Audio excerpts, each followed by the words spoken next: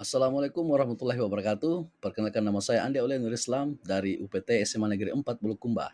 Nah, pada kesempatan ini saya akan membawakan sebuah presentasi yang cukup menarik bagi kalian semua, yakni YouTube Kelas Kreator. Mengapa saya katakan demikian? Karena YouTube sekarang ini merupakan sebuah platform media sosial yang bukan hanya untuk sekedar menunjukkan eksistensi kita di dunia maya, namun juga berpotensi untuk menjadi passive income bagi kita yang nilainya nggak akan kita sangka-sangka. Nah, sebelum kita masuk menjadi kategori itu, yuk kita kenalan dulu caranya. Let's check it out. Nah, pengen jadi YouTuber? Perhatikan poin ini. Jadi di sini terdapat 5 poin yang perlu kita ketahui atau yang menjadi dasar kita sebelum memulai sebuah konten YouTube. Yang pertama yaitu menentukan tujuan pembuatan kanal YouTube kita. Nah, di sini kita perlu tahu tujuanmu apa. Apakah tujuan kita membuat konten itu adalah merupakan hobi kita, atau kita ingin menjadikan hobi kita sebagai konten, ataukah kita memiliki sebuah skill khusus yang jarang dimiliki orang, kita bisa menjadikannya sebagai personal branding kita. Jadi kita tidak akan tertekan untuk membranding diri kita kepada orang-orang agar orang tahu seperti apa skill Anda, seperti apa produk Anda. Nah, kemudian profesi. Nah, ini juga jika konten Anda jika Anda memiliki keyakinan yang kuat untuk memberikan atau menyampaikan sebuah informasi ke orang-orang, maka Anda cukup memiliki dasar menjadikan YouTube sebagai profesi Anda. Jadi ini harus kita pegang yang tiga ini teman-teman. Nah yang kedua, mengenali calon penonton videomu. Nah, target penontonmu seperti apa? Nah, sebelum sebelum kita menelusuri atau ingin melangkah lebih jauh mengenai konten apa yang akan kita buat, kita harus mengenali penonton kita. Misalnya konten YouTube kita itu mengenai skill atau tutorial. Berarti itu merujuk ke personal branding kita. Tentunya kita harus mengetahui seperti apa kebiasaan-kebiasaan orang yang ingin mengetahui sesuatu. Misalnya kita memiliki kemampuan memperbaiki barang elektronik. Tentunya kita harus tahu barang-barang apa saja atau alat-alat apa saja yang kita harus gunakan yang tentunya harganya harus ekonomis supaya para penonton tertarik untuk terus mengikuti video kita. Jadi kita harus mengenali penonton kita, tingkah lakunya, lebih condong kemana, apa yang dia inginkan, dan seperti apa solusi yang bisa kita berikan kepada dia agar dia bisa terus mengikuti konten-konten tutorial kita atau personal branding kita. Nah, poin yang ketiga itu membuat konten YouTube yang tertata. Nah, menata konten bagaimana? Nah, ada 3 cara dalam menata konten. Yang pertama, membuat konsep dasarnya. Jadi, kita buat konsep dasarnya. Jadi, dalam bentuk misalnya storyboard-nya seperti apa, nanti alur kontennya itu seperti apa. Nah, setelah kita temukan, kita kemudian membuat rincian videonya. Rincian videonya seperti apa? Nah, ini berkaitan mengenai visual yang akan kita tampilkan, kemudian skrip yang akan kita bawakan, kemudian juga tergantung kepada voice yang kita perdengarkan kepada penonton. Jadi membuat rincian videonya itu harus betul-betul memperhatikan hal-hal yang sekecil mungkin. Nah, yang ketiga, memperkuat interaksi dengan penonton. Nah, jika teman-teman sudah pernah membuat atau pernah mengupload video ke dalam kanal YouTube Anda, tentunya jika ada penonton yang menyukai video Anda, mereka akan melakukan paling tidak like, atau paling tidak dia melakukan komentar. Nah, di sini kita juga perlu memperkuat atau berkenalan dengan penonton kita atau subscriber kita dengan berinteraksi. Jadi tentunya teman-teman tahu interaksi seperti apa yang dimaksud. Nah, kemudian kita melangkah ke poin yang keempat, yaitu mengikuti perkembangan zaman.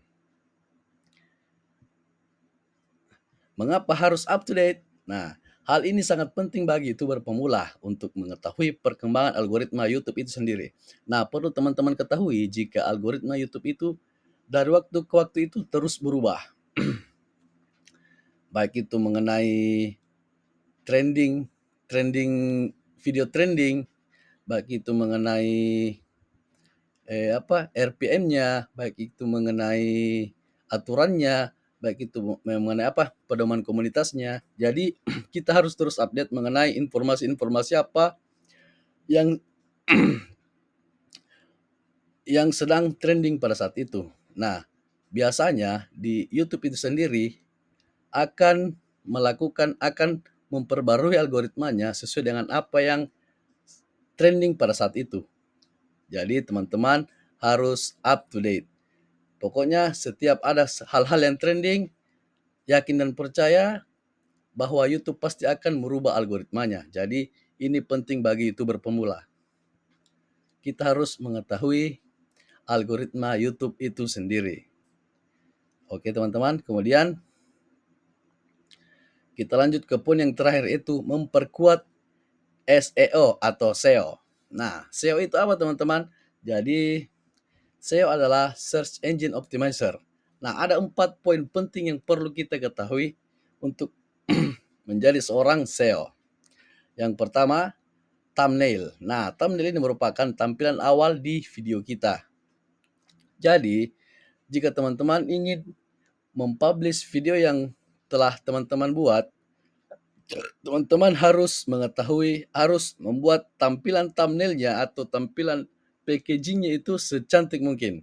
Atau paling tidak, di thumbnail teman-teman itu sudah menampilkan alur dari video yang teman-teman buat. Dan kuncinya, timbulkan rasa penasaran kepada penonton di konten di bagian thumbnail teman-teman. Jadi harus ada hal yang membuat orang-orang itu penasaran.